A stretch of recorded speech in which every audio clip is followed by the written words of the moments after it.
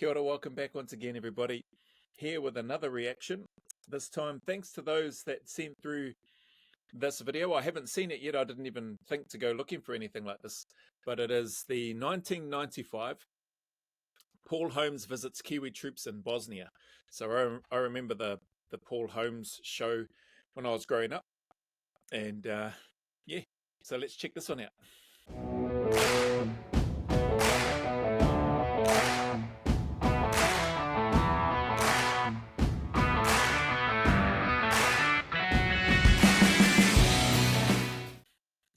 Tonight, we bring you a special program with the soldiers of the New Zealand Army in Bosnia. In the next half hour, we'll see something of how they live, we'll see something of the work they do in the local communities, and we will share with them something of the spirit of Christmas. Say hello, Daddy. Hi, Daddy. Hi, Noel. Happy Christmas. One important thing I had to let you know was that we crashed the car in the mailbox this morning.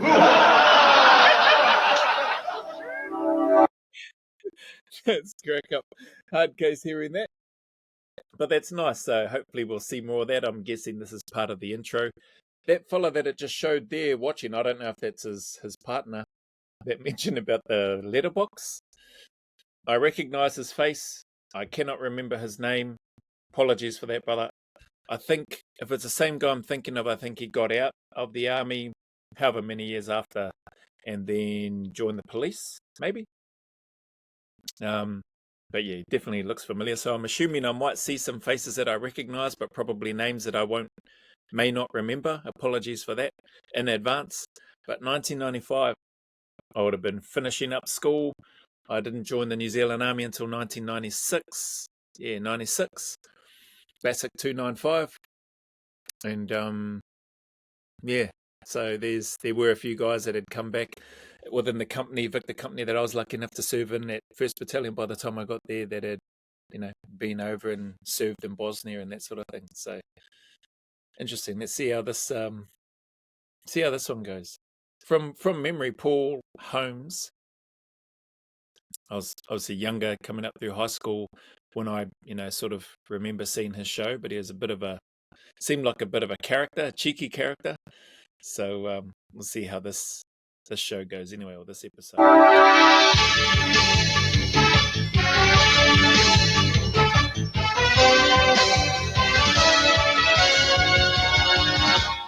Good evening to you from central Bosnia, from the New Zealand base attached to the United Nations peacekeeping force in this beautiful but currently savage part of the world. The New Zealand base is situated about 8 kilometres east of a town called Vitez. Now, there's a very thick fog hanging over this whole area today, that if you could see more than 150 metres, if you could see 200 or 300 metres, you'd see the hills surrounding this small valley occupied by the Muslim forces. But this is the New Zealand base. I'm standing on a massive bunker the New Zealanders have built for their own protection, should they ever need it. And a bit beyond me there, you can see through the fog, I hope, some of the New Zealand base.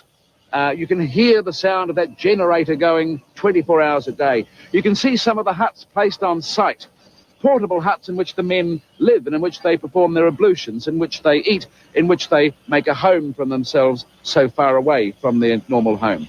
It's from this base, of course, that the New Zealanders go each day into this tired and traumatized community to perform their duties. And driving out, they see it, the death show. Silent remains of the horror inflicted here less than a year ago. Chilling ruins of family homes burnt by neighbours or shelled from the hills. They hang in the fog, these houses, presenting themselves briefly, then withdrawing again into the mist. And along these roads drives Kiwi company doctor Major Nigel Murray and his team. What we do, Paul, is the platoons have areas of operations. We've got a village in mind to go to this morning. It is one that has been identified as a problem area. The number of refugees here are displaced persons. And what we are anticipating is a fairly large clinic, mainly women and children, because the men are out in the military environments around this country. So we don't see as many young men. Man, that's tough, eh? I mean, credit to the medics and that sort of thing going out there, UN at this time and the Kiwi soldiers. It's cool how Paul Holmes has been able to get over there and I suppose in bed with the New Zealand Defence Force or soldiers that are there to go out and see some of the work that they were doing. But being able to go out there, sadly, largely women and children left behind because the males are out fighting, I'm assuming. But seeing some of that just vivid images of the damage and the war that was taking place, or some may call it genocide and all that sort of thing. I don't know, I wasn't there, but you've heard some. You don't have to go too far to hear of some of the horror stories and stuff that took place in that over there. So just pretty tragic, but great to see at least in this context, some of the Kiwi soldiers getting out and about trying to do some good, provide some medical, I assume some medical support is what they're going to be doing, because I heard him talk about a clinic. And yeah, that Paul Holmes is embedded with and heading out with one of the doctors or medics, whatever his role is. So anyway, let's see what they get up to.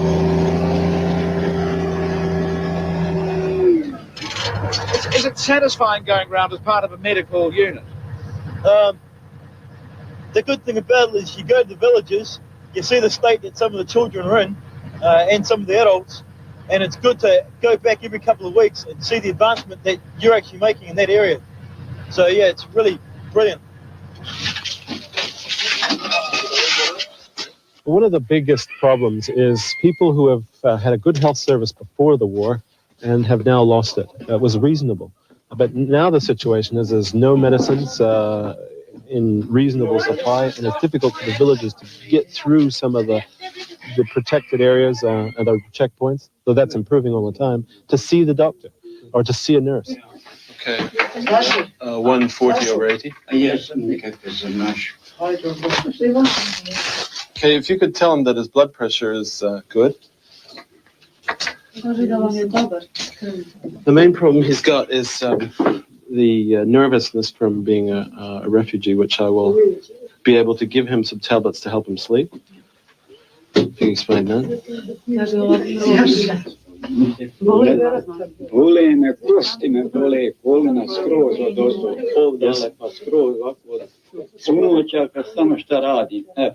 And they're stiff, his legs. Stiff. And I will give him some tablets for the shaking. I will give him, he has a condition that causes shaking and stiffness in the legs. So we'll give him some tablets for that and the pain in his legs. He's a very interesting patient. He's a refugee, and we see this a lot around the villages. Displaced persons are usually very anxious. They're homesick. They're missing their old homes before their families. They don't sleep. They're very agitated.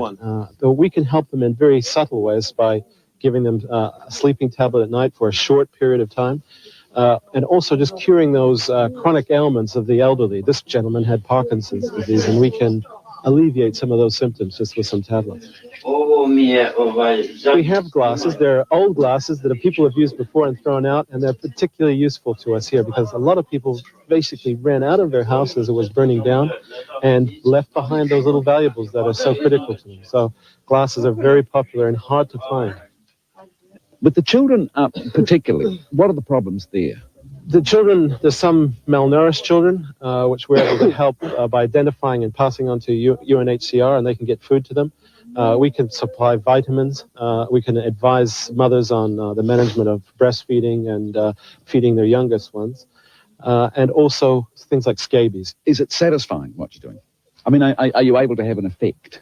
We can have an effect on a day-to-day basis. Our primary objective is to help the local infrastructure into the future. And concurrently with these mobile clinics, we're helping the hospital committees down the road. We've had some very good successes with the Croat and Muslim community, hospital communities, getting back together through some meetings we sponsored. And I think that's, they're doing the best they can, Holmesy. They've been sent over. Obviously, they've volunteered to join the military.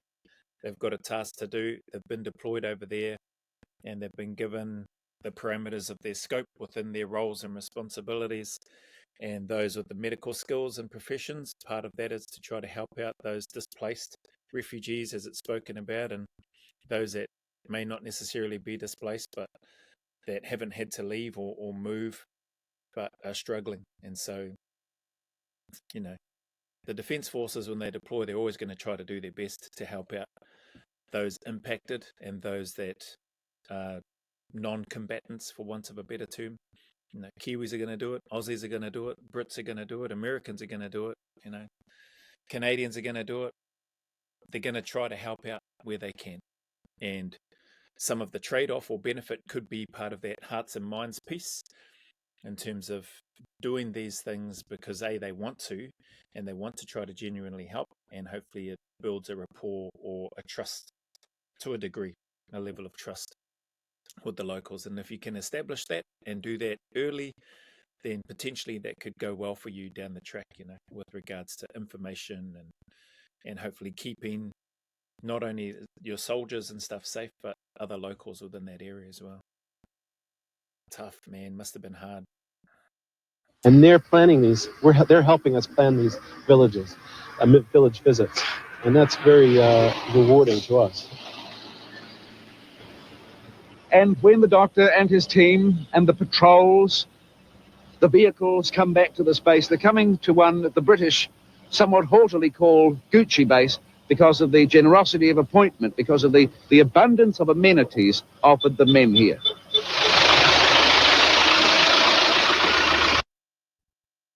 The Gucci base, or Gucky base. A local vehicle moving in, a couple of New Zealand UNPROFOR vehicles getting set to move out on this early, thick fog morning from the New Zealand base in Bosnia. This is roughly the entrance to the camp. You see some of the operational huts there, and then you swing round, look what looks like a quarry here. The New Zealanders decided very early on this would be a mud-free base, and so the entire floor of the base is covered with this gravel, anti-mud. The guts of the camp is through there, including the generator, which roars 24 hours a day. And this is Staff Sergeant Bernard Nicol, known as Porky. Why do they call you Porky? Wouldn't have a clue, Paul. No, it's sometimes very hard to tell these things. You're from where? Bernard Nicol, known as Porky. Why do they call you Porky? I love his response. I have no idea, Paul. Brought up in Wellington, now living in Palmerston. Yeah, working out of Linton Camp. And now living in Bosnia? Yes, now living in Bos. In a very nice, sunny Bosnia. Now, you're connected to the engineers, and so you've had a great deal to do with putting this whole camp together. Yeah, that's right. Because a couple of interesting features. Come over here, Staff Sergeant, if you would, to have a look. I see here that we already have a beautification program, is this it? Yeah, that's right. The Camp 2IC decided to deploy this Greenpeace project and bit of the old sewer pipe, bit of the tree, bit of the old and the new, keep things ticking along, and eventually we'll spread out and get the whole place squared away. Well, Paul, this is one of the Italian design haciendas. Very elegant. Yes, very much. One of the Italian designed haciendas. Is hacienda? That's not even Italian, is it? Is it that Spanish? Yeah. Anyway, hard case listening to him, and so this is what I mean. It seems like from the Paul Holmes that I remember, he seemed like a bit of a character, at least on his show. Maybe some of this starting to come about now as he's referred to Staff Sergeant Bernard Nicol, I think, Porky, or AKA Porky. Just his line of questioning and where he is now. But it's good to see the Staff Sergeant sort of seems like he's playing into it as well. One of the haciendas, he reckons. Eh? Much so. And here is Paul over here. Which bunk is yours? The top one. Gee, not very wide. It's only about a yard wide, isn't it? It's only supposed to fit one. And 4 people in this cabin, like a small caravan. Yeah, we're one of the unlucky ones. We have 4. Some of the rooms have 3, but we learned to live with one another. That'd take a while, I would imagine. Yeah, it did. Everyone has their old grumpy days, but it's just a case of... and their odd habits. Yeah. Odd habits. And up there, shelving too, very nice bit of improvised shelving, also Italian, of course, in concept, I suppose, the unpainted wood, and you got your boots, a bit of dynamo up there when you do the laundry. Yeah, only problem is now it's starting to get a bit cold at night, and the water's starting to freeze, so we only do the washing during the day now. Okay, and then we see the triumph, if you like, of this designer living quarters, these beautiful armchairs. Where'd you find these? These armchairs, we acquired them out of a broken down vehicle off the side of the road. An Italian vehicle, a German vehicle? A local vehicle. A local vehicle, very good. We're good at acquiring things, people. Those that didn't already know, if you heard Greg Johnson speak about their acquiring feats whilst overseas in Afghan. But anywhere, everywhere, we look to try to acquire things as best we can. So the guys have acquired some chairs from out of a local vehicle that was clearly broken down on the side of the road. And old Holmes are here referring to the Italian infrastructure with the shelving and the unpainted wood hard case. Steinlager image in the background. Can't make out those cows or something. Thanks, Paul. You're welcome. Round through the mud-free camp we go on the concrete paths. Everything's very white. White buildings, white this, white that. Well, we've even organised a white Christmas too. Oh, you'll have just that. to keep everything in perspective. Yeah. And here is a very beautiful sign to remind everybody where they are in relation to home. Why, here you see Flaxmere is on one of the signs there. Ruatoki, Murawai. I suppose the fellas are from these places. So what? There's some over there. Why don't you ask them? While you've got this opportunity, any complaints? Anything you want to tell the people at home that, well, the staff sergeant's here to hear your complaints? It's not really a complaint. It's just now that the government's sent a great number of teeth arm corpers on UN deployment, that they keep sending them. They don't just cut it after this deployment. Yes, it's great to be able to do what you trained for. Is that it? Yeah. So where are you from? Mangere. From Mangere. Yeah. And what do you miss about home? My girlfriend. Yeah. And where about you from? Palmerston North. And what do you miss? Tracy. I like the first answer. What do you miss about home? My girlfriend. His girlfriend would have liked that answer too. Reason why I just laughed there when he asked him where are you from, and then he asked him what he missed. What made me laugh was when he pointed to his mate. I was going to say, "You're going to say you miss his girlfriend too." Shouldn't say that. That was just a joke. But good to see Paul Holmes out and about in there amongst it with these guys and trying to connect with them, getting a bit of an idea of who they are, where they're from, and what they're up to. Also, that first guy's answer about now that the government has actioned and deployed people there to not stop it, to keep going with regards to whatever needs to happen, if there needs to be more rotation. So I don't know how many rotations ended up going, if any other rotations ended up going. But good that he had that opportunity to voice that, and that it's been captured in this video. This weather very similar to Palmerston. Oh, I think it's a bit different from Palmerston North. You'll find as we get on. Exciting enough for you, this place? At the beginning it was right, but now it's starting to Be a bit routine. Yeah. Okay. Well, good luck. Thanks, good. And then if you just come over here, Staff Sergeant, look at this. A great Christmas tree here. A little bit dry in terms of the interaction from the fellas, but I suppose they're trying to, they are professional soldiers at the end of the day. But I think Paul Holmes seems like his characteristics and what he does and what he's doing to try to engage with them it would be good. Maybe there's going to be more, but it would be good to see a little bit more, animation from the soldiers. Maybe that'll happen a bit later on. Somebody's done something for Christmas, and that's well anchored in a bucket. Yeah, and I believe the boys put lights on it at night too to make themselves, get the old Christmas atmosphere going and everything else. And they take the lights off when they go to bed for the morning. There's no lights on during the day. No lights on during the day. Because they might disappear. Oh, not necessarily. They could freeze. They could freeze. And that small Christmas tree really is just one of many signs we've seen of an obvious determination New Zealanders have shown since they've been here to turn this barren place into home, a place in which to be secure during both the coming long winter and the misery of this war.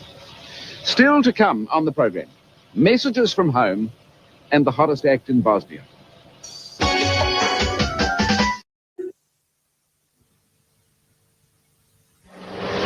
Welcome back to the fog-bound New Zealand base at Chantici in central Bosnia. Now, a diversion for a moment. One of the first things a visitor finds when he or she arrives in this part of the world is you can't get anything done as quickly as you thought you were going to do. Witness our series of incidents as we drove from the coast up to central Bosnia over a dirt track over high mountains, a road they call the Triangle. 1 kilometre from Split on the way up to the New Zealand base, the first flat tyre in a day of them. How did you figure it out? It's screws to the top. When Mark Sainsbury and I figured out the jack, finally, I faced the prospect of an undistinguished, ignominious death in Bosnia under the back end of a Lada Niva. I don't like that at all. She's slipping out. What's that bloody screw, that thingy? We'll have to do it again. Hang on. Until the United Nations came boldly to the rescue. Boys will be boys, eh? Mucking around while Paul Holmes is stuck underneath there having a look. Floundering around by the looks of things, trying to sort out how to change where to position the jack for starters so that he can get it up so that they can then change the tyre. You into the rescue, eh? Bloody hell, Kiwi lads, good work. On went the spare, also crook, and that was the end for us of the Lada Niva. Later, 100 kilometres further on, another puncture, another sortie into the mud of the roadside. Last time you picked a rental car? You're trying to save too much money. So, a tortuous drive over the mountain and a very long day's drive. And that road was, incidentally, literally a goat track until a massive engineering push by the British turned it into the major supply line and for a while the only supply line from the coast up to Sarajevo. Sarajevo is merely 50 or 60 kilometres on from where we are. Now, little we've seen since arriving at Kiwi base. Cheers the heart of the visiting New Zealander quite like the work of the MCG, the Maori Cultural Group. And this group of men, they take their special brand of song and haka to broken down, resourceless schools, to children quite simply starved of song.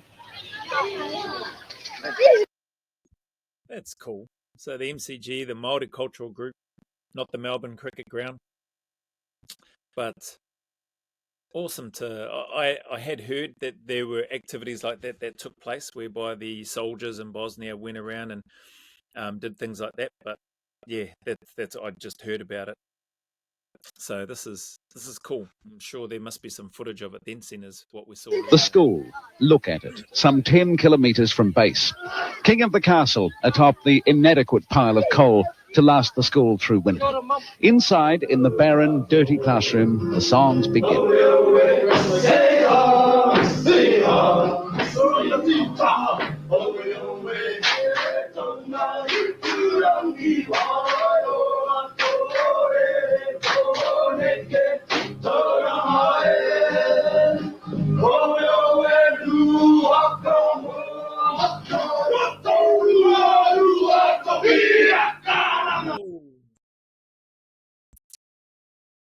Wow. I remember that fella's face. The theory. Rest in peace, brother. I think he tragically, sadly passed away in Iraq during his time doing some private security. Don't quote me on that. I think that's where he passed away. But yeah, I remember this guy. Good guy, very highly regarded. Anyway, we'll carry on with this, and I'll come back to talking about Dip later on. He's left a big hole in many people's hearts. Not least of all his sweetheart, who I think passed away as well, and their child or their daughter, or I'm not sure how many children they had, but I know they had at least one. And yeah, man, just everybody that knows him and that knew him speaks so highly of him. But anyway, I'll carry on with this. Then the shocker, the showstopper.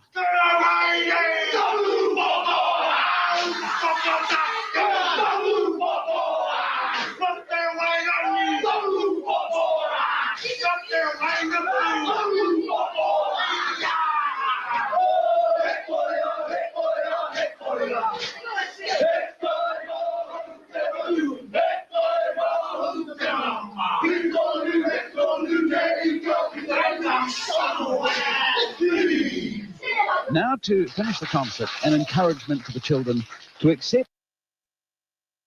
I'll come back to that. Oh, smiling because of the children, eh? The innocence of them seeing their faces light up and pointing and smiling and no doubt talking about, look at that person, look at that guy. Maybe because of the pukanas that were being pulled by the soldiers during their performances and things like that. But man, just beautiful, eh, to see the innocence of children in those moments, not understanding, and that's fine, them not understanding or knowing what it is that they're observing or watching. But I think at the same time, those men, the soldiers there performing in this environment for these children, understanding and recognizing the situation and knowing that what they're doing, they're there, they want to try to put a smile on their kids' faces. And if their performance and if their actions and if their pukana can do that as part of that process, then I have no doubt they're happy with that or with the outcomes. So that's cool. In their community, these singing warriors from an unimaginable country far away. Do we all acknowledge that the international sign for friendship is the handshake? In New Zealand, we acknowledge our friendship, we acknowledge our trust in each other, we shake hands, and what we call it is the hongi. Can you say hongi? Možno bi reći hungi. Hongi! Oh, bro. Can we touch our noses? Da vidimo no. Oh, bro. Kavala. What I'd like to invite you to do now, Georgia, maybe you'd like to hongi with some of our soldiers we have here.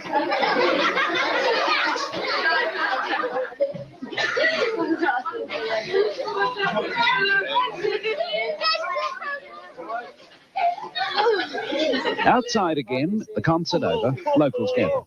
And here, suddenly, a reminder of the ever-present danger, the weirdness, the unpredictability of this barely defused area. Bum! Dobro, hiljada. Granata. Da. Ali ovo malo, male, mi imamo veliki. Haubica. Tank. I've got 100 grenades somewhere. But it's not the young men on leave the soldiers have come to see, it's the children. They get into us when we start our huckers and that. They're quite amazed. They start cracking up, they start laughing. Because they've never seen anything like it before. No, they haven't. I suppose they don't really know what they've struck when you first start singing and doing the actions. And Yeah, that's right. You see a whole lot of big black marabouts and cheeky or Rarotonga. I think it's kind of funny when we first started. Come on, I see them saying, probably when they see a whole bunch of big black Maori fellas, that made me laugh. And then I heard somebody say, cheeky or Rarotongan. Hard case. Oh man, they must have had some good times. They get into our seriousness and how serious we are, but we're glad they enjoy it, and that's what we're here for. does it make you feel proud doing this kind of stuff? Oh yeah, it does. I mean, it's wonderful to get the kids reacting like that. I'll talk briefly about him now. There he is now. What's our time? I'll probably use this to wrap this one up. Nearly at the end, so I'll come back and do a part 2. But Mr. The Theory, rest in peace, brother. You and I think your sweetheart. I think his sweetheart passed away as well. And yeah, so they I think they had a daughter. I don't know if they had more than one child. Apologies there, but Mr. Dion. This is one of Mr. Dion Jensen's good friends. Another good friend of mine, Mr. Daniel Cook, who lives over in Australia right now. The Theory touched the hearts of a lot of people. I never knew him personally or really well. I just knew who he was. I just saw him in and around the company like this big fella that very, very humble, very happy-go-lucky fella, but you don't want to get on the wrong side of him. So I knew well enough about that stuff and a lot of his generation and stuff and that as well. But yeah, man, he was a bit he was the guy, a legend on all that Tekken 2 stuff as well, when he would play, from what I understand, the games, and some of the guys would play that game in the barracks, and he would just clean everybody up with whatever the moves are on that game. But man, it's pretty surreal just seeing him on this video, on this footage. And I didn't even know him properly, you know. I knew who he was, but I didn't know him. Like, I wasn't a good friend of his or anything like that. Wow. All right, anyway. Enough there reminiscing. I'll come back. I'll finish this video off another time and finish off the reaction. Thank you very much to those that sent through this reaction. Hopefully the Kiwis that might see this might recognize some familiar faces, might recognize themselves, but appreciate yous all. Like those that just sent this, appreciate the unit, the deployments, the people that deployed over there on this operation to help out as best they could. And appreciate you, anybody that's come here, spending any time here on my channel. I sincerely appreciate it. Thank you very, very much. Thank you for the recommendations, the suggestions, the encouragement, all of it. Thank you.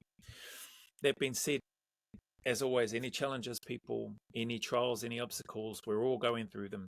You know, I just encourage and invite you to keep turning up, keep staying in the fight. Know and trust that you're not alone. You know, everybody's going through stuff. Everybody's trying to chip away and work through those challenges, those dark times that they may be going through. Sometimes we don't even know that people are going through those things just because of the way that they strive to be as strong as they can, to present as positively as they can for others. But inside, oftentimes and sometimes they're going through some very, very dark and challenging things. So just encourage you to keep persisting, people. Stay consistent, stay disciplined, keep putting one foot in front of the other, and know and trust that the sun will shine again, that there are better days ahead, and that you are closer to those better days than you think. As always, go always a little further. Remember, who dares wins.